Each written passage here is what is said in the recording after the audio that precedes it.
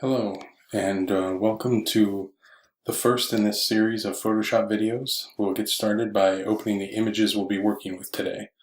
I'll be combining an image of Sid Vicious of Sex Pistols fame with comedy legend Quinn as part of the series for his law-abiding criminals shows at the Comedy Cellar in New York City. One thing you'll notice is that I have a lot of images of Colin Quinn. I make a lot of Photoshops with him, so it's nice to have a lot of images on hand. That way you can find one from the appropriate angle that'll work best with the image you're using. And also try to work with high resolution images if possible, because it makes a huge difference in your final product. Okay, our first step will be to select the part of Colin Quinn's image that we want to paste onto the Sid Vicious background. And for that, I'll just use the lasso tool. I use the polygonal lasso tool because we don't have to make a precise selection. So once it's made, I'll copy and paste it over here. And use the move tool, move it over. And then I'll use the free transform tool to scale and rotate the image to get it to fit best.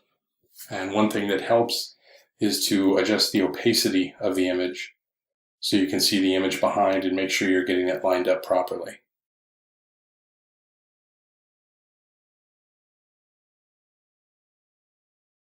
And once we have the image where we want it, it looks good, I'm going to copy the layer.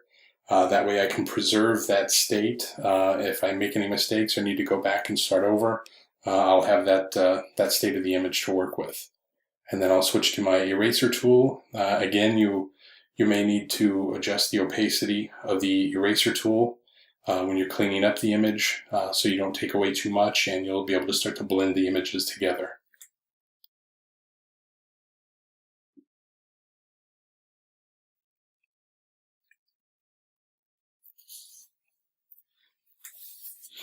And again, you may want to turn the image on and off as you're blending to make sure that you're getting the details in it you want from the image below.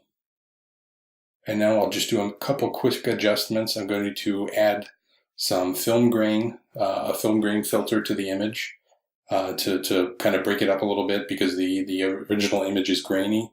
Then I'm going to do a blur just to make sure it blends in nicely.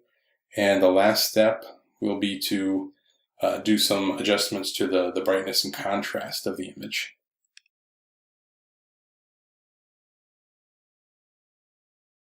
And once I have the brightness and contrast where I want it, I'll go ahead and then I will crop the image. And we're finished.